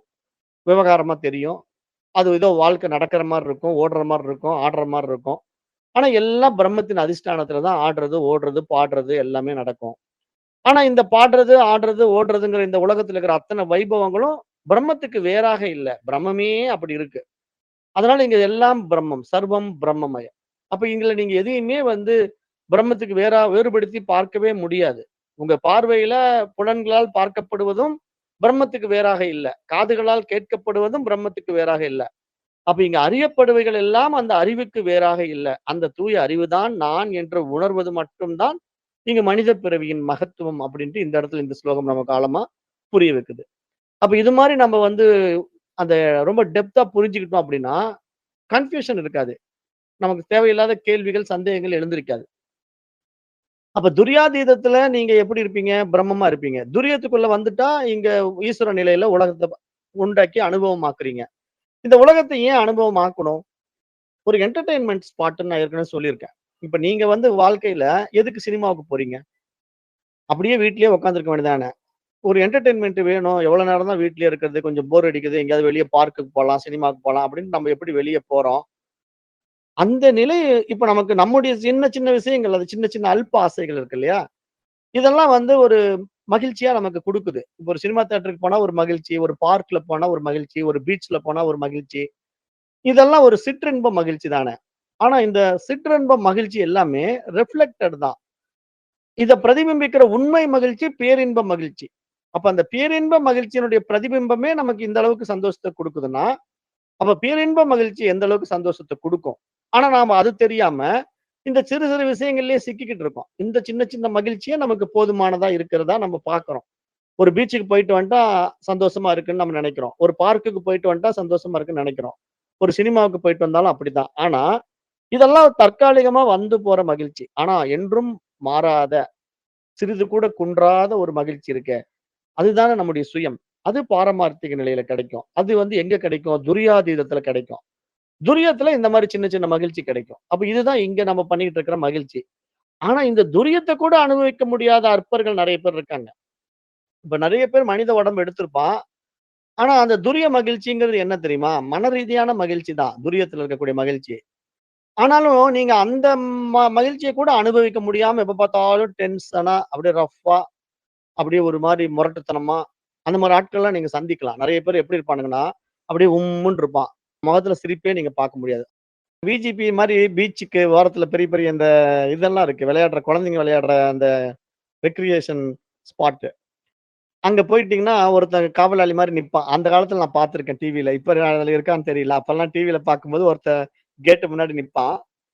அந்த குழந்தைங்கலாம் போய் அவன சிரிப்பு காட்டும். அவன் சிரிக்கவே மாட்டான். அப்படியே உர்ருன்னு இருப்பான். அது என்னென்னமோ விளையாட்டுத்தனம்லாம் பண்ணும். குரங்கு மாரி சேட்டையெல்லாம் குழந்தைங்க பண்ணும். ஆனா, அத்தன இதுவும் அந்த குழந்தைங்க பண்றத பார்க்குற நமக்கெல்லாம் சிரிப்பு வந்துரும். ஆனா, அவன் சிரிக்கவே மாட்டான். அப்படி ஒரு மனிதன் பாருங்களேன். அதுக்கு தான் அவனுக்கு சம்பளம் குடுத்து வச்சிருக்காங்க. அவன் அதுக்கு தான் அந்த அந்த வேலைக்கு போறான். அது மாரி இங்க உண்மையிலேயே நெறைய மனிதர்கள் இருக்காங்க. அவன் வந்து சம்பாதிக்கிறதுக்காக அப்படி இருக்கிறான்னு வச்சுக்கங்க. பட் அது மாரி உண்மையிலேயே வாழ்க்கையே அப்படி உர்ருன்னு வாழ்ந்துகிட்டு இருக்கிற மனிதர்கள் இருக்காங்க இல்லையா? அப்ப அவங்கலாம் என்றைக்கு தான் மகிழ்ச்சி அனுபவிப்பாங்க. என்றைக்கும் அனுபவிக்க முடியாது. சோ இந்த மாரி எல்லாம் வாழ்க்கை இருக்கு. நெறைய பேருக்கு இந்த மாரி எல்லாம் இருக்கு. அப்ப இந்த இடம் நம்ம இதெல்லாம் புரிஞ்சுக்கணும். அது இங்க சொல்ல வராரு. அப்ப இந்த இடத்துல நம்ம ஸ்லோகத்த எப்படி புரிஞ்சுக்கலாம் அப்படின்னா, இப்ப ஒரு பெரிய மரத்த வந்து நீங்க புரிஞ்சுக்கணும் அப்படின்னா, இப்ப அந்த மரம் எதனால ஆனதுங்கிறது விதைய பார்த்தா தெரிஞ்சிரும். அப்ப அது மாதிரி இந்த உலகத்தை நீங்க புரிஞ்சுக்கணும் அப்படின்னா, இந்த உலகத்துக்கு ஆதாரமான காரண நிலையை பார்த்தீங்கன்னா புரிஞ்சுக்கலாம்ல. அதுதாங்க சுசுப்தி. அப்ப இந்த சுசுப்தியிலிருந்து தான் இந்த உலகம் பிறக்குது. அப்படி பிறக்கக்கூடிய உலகம் வந்து ஒவ்வொருத்தருக்கும் ஒவ்வொரு மாரி இருக்கு. அது எதனால அப்படி இருக்கு? அவரவருடைய கர்ம விதைகள பொறுத்து இருக்கு. இப்போ கர்ம விதைகள்லாம் எப்படி? இப்போ ஒருத்தனுடைய வாழ்க்கையில வந்து சந்தோஷமே இல்ல, துயரமாவே இருக்குன்னா, அவன் அந்த மாரி தான் பொறுக்கி வச்சிருக்கான். அந்த விதை வந்து அவ்வளவுதான் அதனுடைய ஒர்த். அது அப்படிதான் வெளிப்படும். அப்ப அந்த மாரி இருக்கும்போது அவனுடைய வாழ்க்கையில பார்த்தீங்கன்னா, சந்தோஷம் இருக்காது. விழிச்சுக்குவான், விவகாரத்துல ஈடுபடுவான், மகிழ்ச்சியே அடைய மாட்டான். அப்படியே ஒரு மாரி டென்ஷன் லைஃப்லயே போயிட்டு இருப்பான். வாழ்க்கை பூரா கஷ்டமே கஷ்டம். எதனால? விதைகள் தான். அவன் சேகரித்துக் கொண்ட விதைகள். ஒண்ணும் பண்ண முடியாது. அப்ப இது மாரி நம்ம என்ன விதைக்கிறோமோ அதான அறுவடையாகும். நம்ம வந்து விதைக்கிறது நல்ல விதையா விதைச்சோம்னா, நல்லதா அறுவடையாகும். கெட்ட விதைய விதைச்சோம்னா, கெட்டதா தானே அறுவடையாகும். அதுக்கு நம்ம ஏற்கனவே விவசாயத்துல எப்படி பண்ணுவோம்னா, இப்போ ஒரு தேங்காய் நாத்து வந்து நம்ம போடணும்னு வைங்களேன். தேங்காய் விதைய வந்து பூமிக்குள்ள நடணும். அப்ப நல்ல தேங்காய் மரம் வரணும். அந்த தேங்காய் மரம் 100, 120 ஆண்டுகள் நோய் இல்லாம நல்லா செழிப்பா வளரணும்னா, நாம என்ன பண்ணுவோம்னா, அந்த வித்து பார்ப்போம். With பார்க்கிறதுன்னா, quality. அதாவது இந்த மரத்தினுடைய விதைய இந்த தேங்காய் விதைய எடுத்து போட்டோம்னா, அதே தேங்காய் குவாலிட்டி வரும்பா. அதனால பாரு இது 100, 120 ஆண்டுகள் பழமையான மரம். அந்த காய் எடு அப்படின்னு விவசாயத்துல அந்த தேங்காய் காய் எடுத்து, அத தான் பூமியில புதைச்சு வைப்போம். புதைச்சு வச்ச உடனே அது தேங்காய் அந்த உள்ள இருந்து ஒரு இது வந்து குருத்து வந்து அப்படியே அது தேங்காய் மரமா மாறி, அந்த தாய் வித்து எப்படியோ, அதே மாரி இந்த சேய் வித்து குவாலிட்டியா வரும். அதுதான் தாயை போல பிள்ளை, நூலை போல சேலை அப்படின்னு பழமொழி. அங்கேயே ஒர்த் இல்லன்னா, இங்க ஒர்த் இருக்காது. அப்ப அதுவே இன்னொரு தென்னை மரம் போய் பார்த்தீங்கன்னா, சொங்கி மாரி இருக்கும். அப்படியே குண்டாவும் இருக்காது. ஒல்லியா அப்படியே ஒடிஞ்சு அப்படியே கையில தட்டுனா உடைஞ்சு விழுந்துற மாரி தென்னை மரமா இருக்கும். பாவமா இருக்கும் நோய்ப்பட்டு. அப்புறம் அதுலலாம் சாறு வடிஞ்சுட்டு இருக்கும். அதுல வந்து தேங்காவும் பெருசு பெருசா ஊறாது. அப்படியே பார்த்தா குட்டி குட்டி தேங்காவா இருக்கும். இப்ப அந்த தேங்காய் மரத்தினுடைய விதைய எடுத்து யாராவது எந்த விவசாயியாவது விதைப்பானா? அப்ப அவன் என்ன பண்ணுவான்? "என்னங்க இந்த தேங்காய் விதை எதுக்குமே பயன்படாது. இத போய் வச்சு என்ன பண்றதுன்ட்டு" அந்த மரத்த வந்து அப்படியே விட்டுருங்க. அது காய்க்கிற வரைக்கும் காய்க்கட்டும். அப்புறம் அத வெட்டி எறிஞ்சிருங்க அப்படின்ட்டு விட்டுட்டு போயிடுவாங்க. அப்ப இங்க இதே தான் நமக்கும். இப்ப நமக்கும் வந்து விதை எப்படின்னா, நீங்க என்ன மாரி விதைகள விதைச்சு வச்சிருக்கீங்களோ, அதுதான் அறுவடை பண்ண முடியும். அப்ப நீங்க நல்ல குவாலிட்டியான சீட்ஸ் உள்ள லோட் பண்ணி வச்சிருந்தீங்கன்னா, நல்ல நல்ல வாழ்க்கையில நல்ல நல்ல விஷயங்கள் நடக்கும், உங்க வாழ்க்கையில. ஆனா யூஸ்லெஸ்ஸான விதைகள உள்ள கொண்டு போயிட்டீங்கன்னா, வரக்கூடியதெல்லாம் யூஸ்லெஸ்ஸா தான் வரும். அப்பதான் நம்ம வாழ்க்கையில பிரச்சனைகள் அதிகமாகும். அப்ப அதனால தான் நல்லத எப்பயுமே விதைக்கணும். நம்ம வாழ்க்கையில நல்லத விதைக்க விதைக்க நல்லது நமக்கு வெளிய வந்துகிட்டே இருக்கும். அப்ப இங்க தான் நமக்கு வந்து விதைக்கிற இடம் எங்க இருக்கு? காரண சரீரம். விளைச்சல் எங்க இருக்கு? இந்த உண்மை உலகத்துல, நனவு சரீரத்துல, ஸ்தூல சரீரத்துல இருக்கு. அனுபவத்துக்கு வருது ஸ்தூல சரீரம். அத அங்க இருக்கிற விதைய எடுத்து இங்க அனுபவமாக்குறோம். நல்ல விதையா இருந்தா நல்ல தேங்கா. சரியான விதையா இல்ல, குவாலிட்டி இல்லன்னா சொங்கி மாரி தேங்கா. அதே தான் வாழ்க்கை. அப்படிதான் எல்லாருக்குமே இருக்கு அப்படிங்கிறத இப்படி புரிஞ்சுக்குங்க. அதாவது ஒரு எக்ஸாம்பிள் உங்களுக்கு புரியிற மாரி இத சொல்றேன் நானு. அப்ப இந்த மாரி இருக்கும்போது நீங்க என்ன பண்ணணும்? இப்ப இத வந்து சின்ன ஒரு மாறுதல் நம்ம பண்ணலாமா நம்ம லைஃப்ல அப்படின்னு யோசனை பண்ணி பாருங்க. எப்படி பண்ணலாம்? இப்ப ஒவ்வொரு நாளும் நீங்க வந்து காலையில எழுந்திரிக்கிறீங்க. எழுந்த உடனே அப்படியே ரொட்டீன் லைஃப்ல இன்னைக்கு அத செய்யணும், இத செய்யணும் அப்படி இப்படின்னு பரபரப்பா போகாதீங்க இன்னைக்கு இருந்து. இன்னைக்கு இருந்து ஒரு சின்ன சேஞ்ச் பண்ணுங்க. எப்படின்னா காலையில எழுந்த உடனே நல்ல சிந்தனைகள அப்படியே மனசுக்குள்ள கொண்டு வரணும். இன்றைக்கு நான் இந்த உடம்பும், மனசும் வந்து அந்த ஈஸ்வரனுடைய கருவி. இப்ப இந்த கருவி வந்து நல்ல விஷயங்களுக்கு உபயோகப்பட போது. அப்ப இன்றைக்கு இது செய்யக்கூடிய செயல்கள் எல்லாம் பெர்ஃபெக்ட்டா இருக்கும். நல்லா ஒவ்வொன்னும் வந்து ரொம்ப அருமையா செய்யும். எல்லாம் ஆக்கப்பூர்வமான காரியமா இன்றைக்கு நடக்கும். அப்படின்னு நீங்க ஒரு பாசிட்டிவ் ஆட்டிட்யூடோட அப்படியே அந்த மனநிலையில அப்படியே எழுந்து கொஞ்ச நேரம் உட்கார்ந்துட்டு, அப்படியே இந்த உடம்பு, மனசு உங்களுடைய கருவிங்கிற மாரி பார்த்துட்டு, அப்புறம் காரியங்கள செய்யுங்க பாருங்க. அப்ப அந்த செயல் விளைவுகள் எல்லாமே ரொம்ப சூப்பரா அமையும். நீங்க எத செஞ்சாலும் குவாலிட்டியா இருக்கும். தானாவே அந்த வாழ்க்கையிலயும் மாற்றம் நடக்கும்.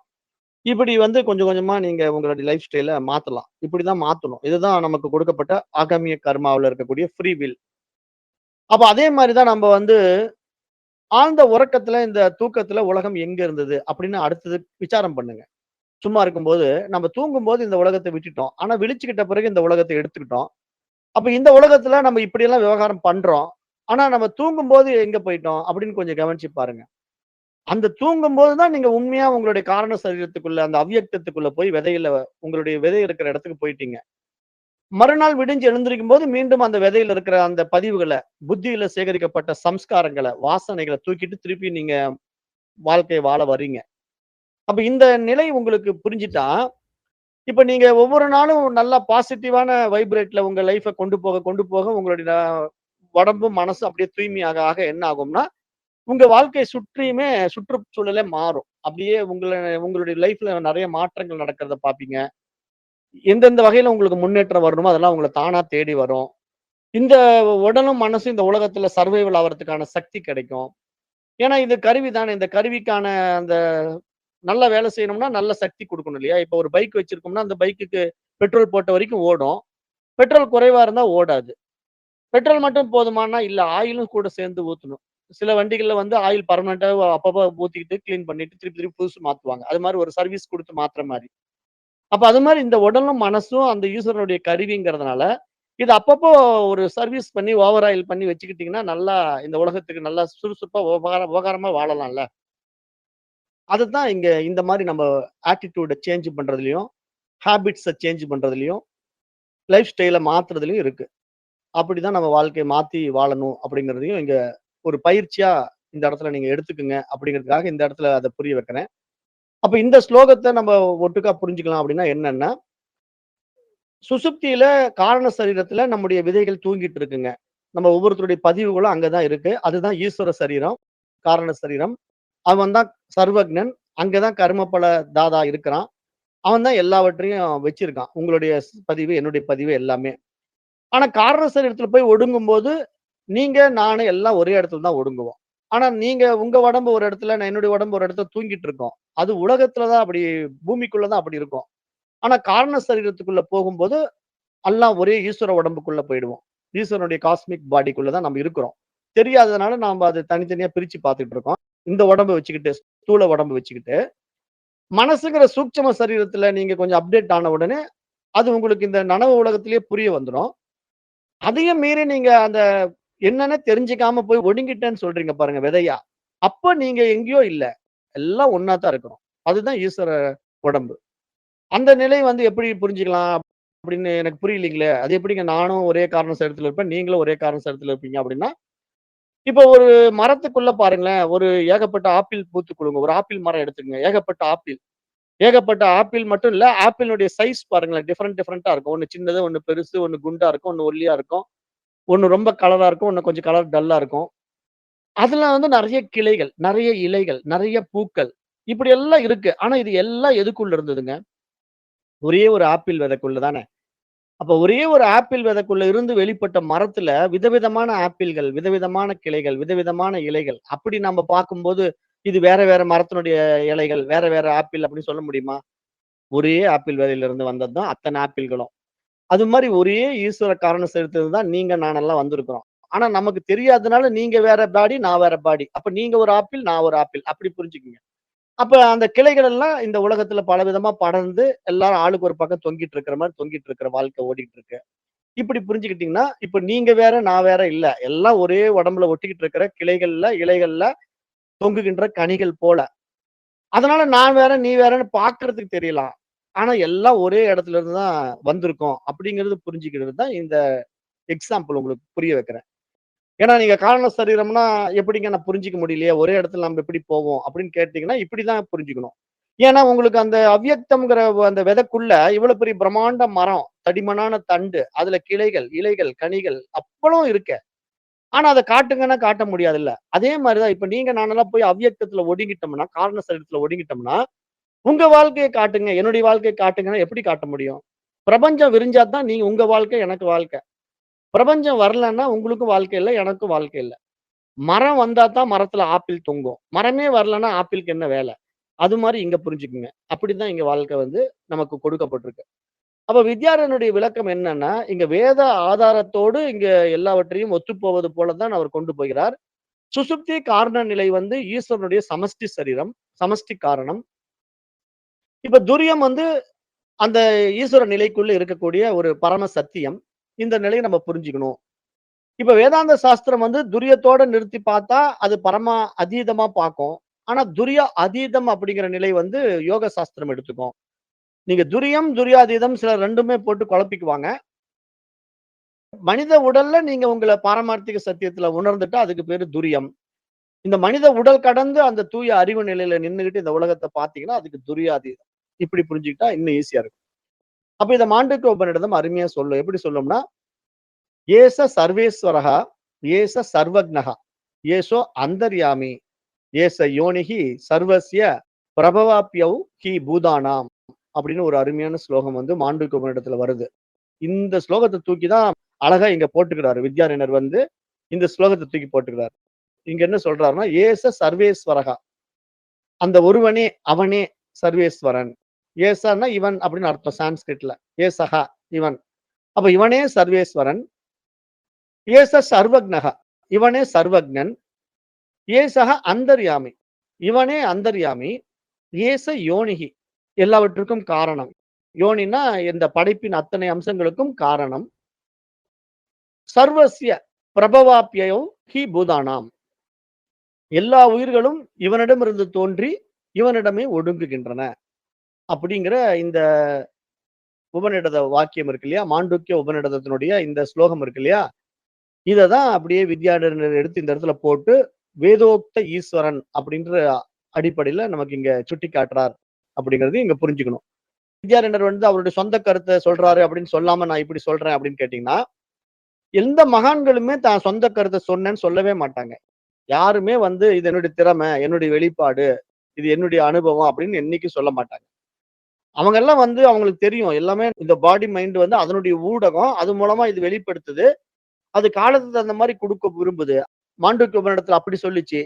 இப்ப இந்த வித்யாரண்யன்ட்டு என் மூலமா இப்படி சொல்லுது. அப்படின்னு அவருக்கு புரியும். அதனால அவங்க அத எடுத்து இப்படி மக்களுக்கு குடுப்பாங்களே தவிர, அது ஏதோ என்னுடைய தனித்திறமையில உண்டானது அப்படின்னு அவங்க பெருமை கொண்டாட மாட்டாங்க. அதனால நாம தான் வித்யாரண்யர் எழுதிய நூல் என்று நம்ம இத பெருமை கொண்டாடுறோமே தவிர, அவரு ஒரு நாளும் இது என்னுடைய நூல்னு பெருமை கொண்டாடினது கிடையாது. அப்படி புரிஞ்சுக்கணும். ஏன்னா எல்லாம் ஈஸ்வர நிகழ்வுகளுக்குள்ள இருக்கு.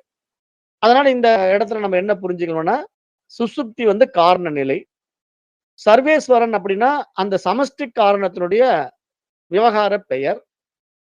துரியம் அப்படின்னா, இந்த எல்லாவற்றுக்கும், அனைத்துக்கும் சாட்சியாக இருக்கின்ற நிருபாதிக நிர்குண பிரம்மம் என்று இங்க வேதாந்தம் பார்க்குது.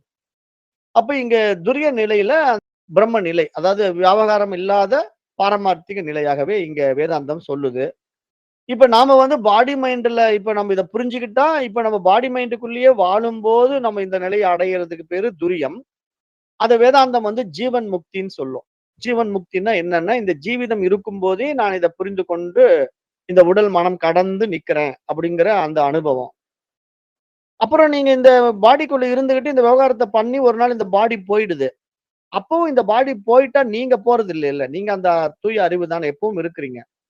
மற்றவர்களுக்கு என்ன அந்த இடத்துல புரியும்னா, விதேக முக்தின்னு புரியும்.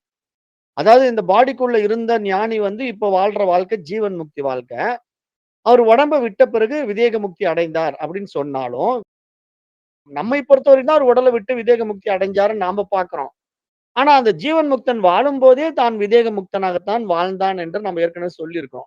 எப்படி சொல்றோம்னா, அவங்களுக்கு உடம்பு மேல பற்று கிடையாது. அவங்க நம்மள பொறுத்தவரைக்கும் தான் அவர் உடம்புல இருக்காரு நாம பார்த்துட்டு உட்கார்ந்திருப்போம். அவர் உடம்பையே தொடல. அவங்க உடல் கடந்து உணர்வுல நின்னுட்டு இருக்காங்க. அதனால அவங்க அப்பவும் விதேக முக்தர்கள் தான். ஜீவன் முக்தர்களும் அவர்களே தான். விதேக முக்தரும் அவர்களே தான். அந்த நிலை எப்படி இருக்கும்? விதேக முக்தியில துரியாதீதம்னு பேரு. உடலோடு இருந்தா துரியம்னு பேரு. அப்ப இந்த துரியத்துல நீங்க இந்த நிலை, அந்த ஜீவன் முக்தி நிலை. துரிய அதீதத்துல விதேக முக்தி நிலை. அதுக்கு பாரமார்த்திக சத்தியம். அத வேதாந்தம் இங்கேயே சொல்லிடும். பாரமார்த்திக சத்தியத்த இங்கேயே சொல்லும். ஏன்னா, உடல் விட்ட பிறகு நீ எதுக்குப்பா அந்த சத்தியத்துக்கு போற? நீ இப்பவே அதுதான். அதாவது வேதாந்தம் புரிய வைக்கிற அந்த டெப்த் நீங்க புரிஞ்சுக்கணும். நீங்க ஏதோ அந்த உடம்ப விட்ட பிறகு தான் நான் பாரமார்த்திக சத்தியம்ங்கிற கற்பனைக்கு போகக்கூடாது.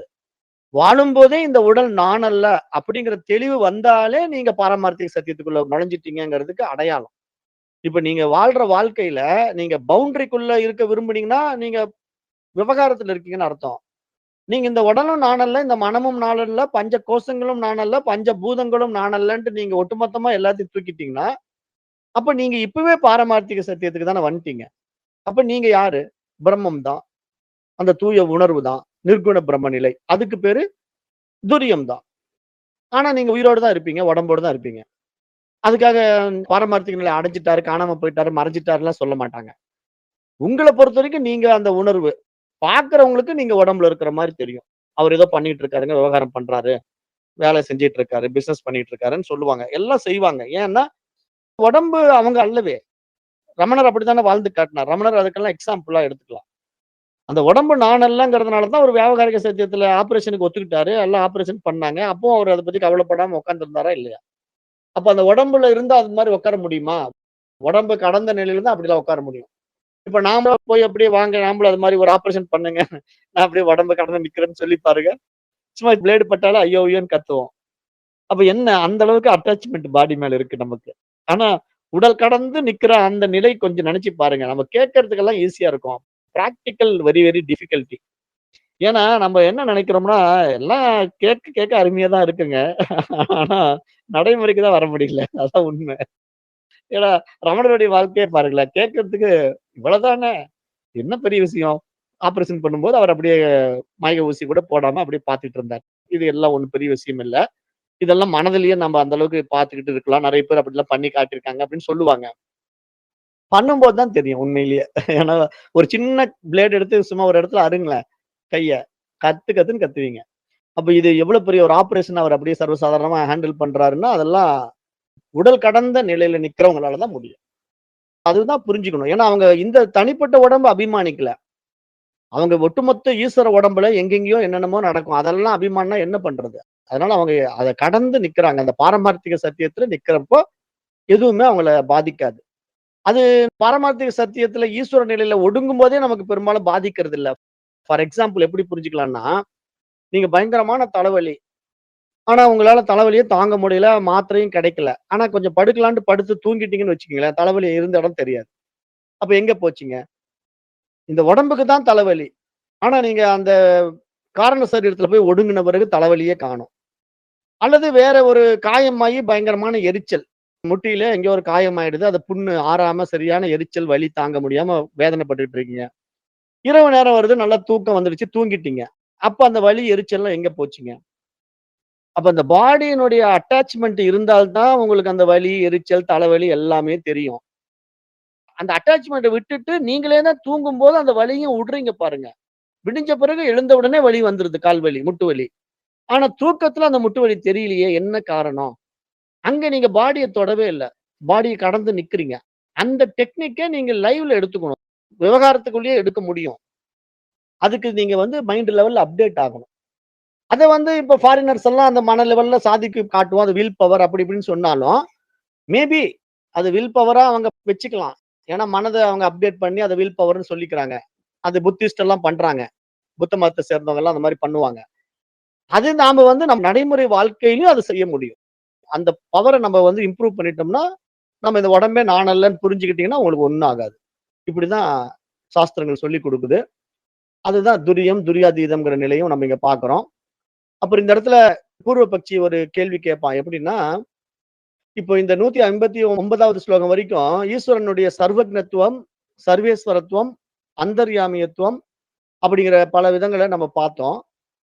இப்ப பூர்வ பக்ஷி ஒரு கேள்வி என்ன கேட்கிறான்னா, எப்படி ஒருவன் அனைத்தையும் அறிந்தவனாக, சர்வக்ஞனாக இருக்க முடியும்? எப்படி ஒருவன் உலகத்தையே உருவாக்க முடியும்? அப்படின்னு ஒரு கேள்வி கேட்கிறான். அதாவது ஒருத்தன் எப்படி இந்த மாரி ஒரு சர்வக்ஞ நிலைய அடைய முடியும்? எல்லாம் தெரிஞ்சவன் இருக்க முடியுமா? இவ்வளவு பெரிய பிரம்மாண்ட பிரபஞ்சத்த படைக்க முடியுமா? அப்படின்னு ஒரு கேள்வி எதிர்வாதி கேட்கிறான். அப்ப வித்யாரண்யர் அதுக்கு பதில் சொல்றார். இது தர்க்கத்தால் நிரூபிக்கப்பட வேண்டிய விஷயம் கிடையாதுப்பா. வேதம் கூறியதை அப்படியே நீ ஏற்றுக்கொள்ள வேண்டும். ஏனென்றால், மாயையின் தளத்தில் எல்லாமே சாத்தியமாகும். ஏன்னா, மாயை என்பது இல்லாததை இருப்பது போல காட்டும்.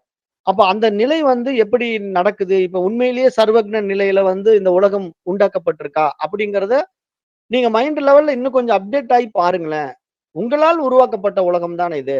அப்ப நீங்க உங்க விருப்பத்தின் அடிப்படையில இந்த உடலையும், மனதையும் கொண்டு இந்த உலகத்த உண்டாக்கி, இந்த 5 புலன்கள் வழியா அனைத்தையும் அறிந்து கொண்டு, ஏதோ இந்த உலகத்துல விவகாரம் நடக்கிற மாரி சொல்லிட்டு இருக்கீங்க. ஆனா தூங்கும்போது இந்த உலகத்த விட்டுர்றீங்க. அப்ப இங்க எந்த நிலையில நீங்க படைக்கிறீங்க? எந்த நிலையில நீங்க இந்த உலகத்த அழிக்கிறீங்க? அந்த படைக்கும் வேலை யார் செய்றா? அழிக்கும் வேலை யார் செய்றா? அப்படின்னு கொஞ்சம் விசாரணை பண்ணி பாருங்க. அது நீங்களே தான் செய்றீங்க. ஆனா மைண்ட் வரும்போது தான் உங்களுக்கு விவகாரமா தெரியும். மைண்ட் இல்லன்னா உலகம் இருக்காது. அப்ப இந்த நிலை தான் மைண்ட்லெஸ் ஸ்டேட்ன்னு சொல்றோம். ஆனா அங்க மைண்ட் இல்லங்கிறத எப்படி புரிஞ்சுக்கணும்? அந்த மனம் அறிவா இருக்கிற நிலையா மாத்திக்கணும். மனசு இல்லாம போறதில்ல. மனம் தன்னை உணர்ந்துகிட்டு வியாவகாரிக சத்தியத்த பாரமார்த்திக சத்தியமா மாத்திக்க முடியும்.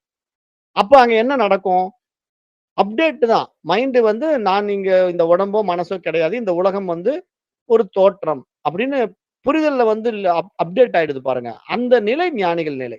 அதுதான் இங்க புரிய வைக்கிறார். அது எப்படி புரிய வைக்கிறார்ன்னா, வேதம் கூறியதை பிரமாண வாக்கியமாக நீ ஏற்றுக்கொள்ள வேண்டும். ஏனென்றால் மாயையின் தளத்தில் எல்லாம் சாத்தியம் அப்படின்ட்டு அந்த எதிர்வாதிக்கு பதிலளிக்கிறார். அப்ப இந்த ஸ்லோகம் அத்வைத வேதாந்தத்தில ஸ்ருதி பிரமாணத்தின் அவசியத்தை நமக்கு மிக வலுவாக நிறுவுகிறது என்பதை பார்க்க முடிகிறது. இந்த 158வது ஸ்லோகம். அப்ப நம்ம இந்த இடத்துல நிறுத்துவோம். ஏன்னா இந்த இந்த மாரி தான் மகான்கள் எல்லாம் நமக்கு புரிய வைக்கிறாங்க. அப்போ ஒவ்வொரு டெப்த்தா நம்ம கொஞ்சம் விசாரம் பண்ணி நம்ம எப்படி வாழணும்? ஈஸ்வர நியதிக்குள்ள எப்படி வாழணும்? உண்மையா ஈஸ்வர நிலை கடந்த பாரமார்த்திக சத்தியத்துல நம்ம என்னவா இருக்கிறோம்? அங்க வாழ்க்கைன்னா என்ன? ஒண்ணுமே இல்ல. அங்க விதை. அங்கிருந்து வெளிப்பட்ட பிறகு வாழ்க்கை. அந்த வாழ்க்கையில உங்களுக்கு விருப்பப்பட்ட வாழ்க்கையில உங்களுக்கு விருப்பமான விஷயத்த மாத்தலாம். அது விதைய பொறுத்து இருக்கு இல்லையா? நம்ம உருவாக்கி வச்சிருக்கிற விதைய பொறுத்து. அப்ப அதனால தான் நல்லத விதைங்க அப்படின்னு நம்ம சொல்றோம். நல்லத விதைக்க விதைக்க வாழ்க்கையில நல்லது நடக்கும். கெட்டத விதைக்க விதைக்க வாழ்க்கையில கெட்டது நடக்கும். அப்ப உன் மதி எதுவோ, உன் கதி எதுவே. இதுதான் அஷ்டாவக்ர கீதையும் அழகா காட்டிக் குடுக்கும். பாமரர்கள் வந்து மனம் போல் வாழ்வு, எண்ணம் போல் வாழ்வுன்னு நமக்கு புரிய வைக்கிறாங்க. எப்படி பார்த்தாலும் சரி. அப்போ உங்க மனசு தான் இங்க எல்லாத்துக்கும் காரணம். அத நீங்க புரிஞ்சுக்கிட்டு இந்த மாரி கொண்டு போங்க. அத நான் சொல்லிக் குடுத்த இந்த டெக்னிக் எல்லாம் நடைமுறைப்படுத்துங்க. காலையில எழுந்த உடனே எடுத்தோமா, கமுத்தமான்னு காரியம் செய்யாம, அமைதியா எழுந்து கொஞ்ச நேரம் உட்கார்ந்து, இன்றைய வந்து எல்லாமே ஈஸ்வர நிகழ்வுக்கான ஒரு கருவி தயாராயிடுச்சு. மீண்டும் இந்த விழிப்பு நிலை உலகத்த இத அனுபவமாக்க வந்திருக்குது இந்த உடம்பு, மனசு. அப்ப இந்த விவகாரங்கள் எல்லாம் வந்து நல்ல விதமா நிகழணும். அப்படிங்கிற அந்த ஈஸ்வர நீதிக்கான ஒரு அருமையான ஊடகமா, உபகாரமா, உபயோகமா இந்த கருவி இருக்கட்டும் இன்றைக்கு. அப்படின்னு ஒரு பிளஸ் பண்ணிட்டு, நீங்க அந்த கருவிய எடுத்து ஆப்பரேட் பண்ணி பாருங்க. அன்றைய வாழ்நாள் பூரா வேலை சுறுசுறுப்பா நடக்கும். அந்த கருவி வச்சு நெறைய காரியங்கள செய்யலாம். அப்படிதான் மகான்கள்லாம் செய்றாங்க. இல்லன்னா நெனச்சு பாருங்க, ஆதிசங்கரர் எல்லாம் இந்த தென்னகத்துக்கும், வடபகுதிக்கும் அந்த காலத்துல இவ்வளவு வண்டிகள் இல்லாத காலத்திலேயே நடந்து பலமுறை போயிட்டு வந்திருக்காரு. கிட்டத்தட்ட இந்த பாரத தேசத்தினுடைய அந்த பகுதிக்கும், இந்த பகுதிக்கும் பலமுறை போயிட்டு திரும்பி வந்து, இந்த பக்கமா நெறைய மடாலயங்கள உருவாக்கி, நெறைய மக்களுக்கு இந்த விஷயத்த குடுத்து, அந்த குறுகிய வயதுல அவர் வாழ்ந்த காலங்கள் ரொம்ப குறைவு. ஆனா, அந்த குறுகிய வயதிலேயே அவ்வளவு சாதனைகள் செய்ய முடிஞ்சதுன்னா, எந்த அளவுக்கு அவங்க வந்து பவர்ஃபுல்லா இருந்திருப்பாங்கன்னு பாருங்க. நாம வந்து ஒரு பவரும் இல்ல. ஏன்னா நம்ம வந்து உடம்பும் ஒத்துழைக்க மாட்டேங்குது, மனசும் ஒத்துழைக்க மாட்டேங்குது. எதுலயும் சக்தி கிடையாது. ஈஸ்வர சக்தி வாங்கி நம்ம பிரதிபிம்பிக்கவும் தயாரா இல்ல. அப்புறம் எப்படிங்க எதுவும் பண்ண முடியாது. அப்ப இதெல்லாம் புரிஞ்சுகிட்டு அவங்க வாழ்றாங்க, நம்மளால ஏன் வாழ முடியல? எங்கேயோ நம்ம தப்பு பண்றோம். அத திருத்திக்கிட்டா நம்ம வாழ்க்கையும், இந்த உடம்பும், மனசும் உலகத்துக்கு உபகாரமா எவ்வளவோ நல்லது செய்ய முடியும். அப்படிங்கிறதையும் புரிஞ்சுக்கிட்டோங்க. அதுதான் இங்க சகுன பிரம்ம நிலை. அத எங்க சாஸ்திரம் சுட்டிக்காட்டுது. அப்ப நம்ம இன்று 158வது ஸ்லோகத்தோட இன்றைய வகுப்பை நிறைவு செய்கிறேன். நன்றி. ஓம் தத் சத்.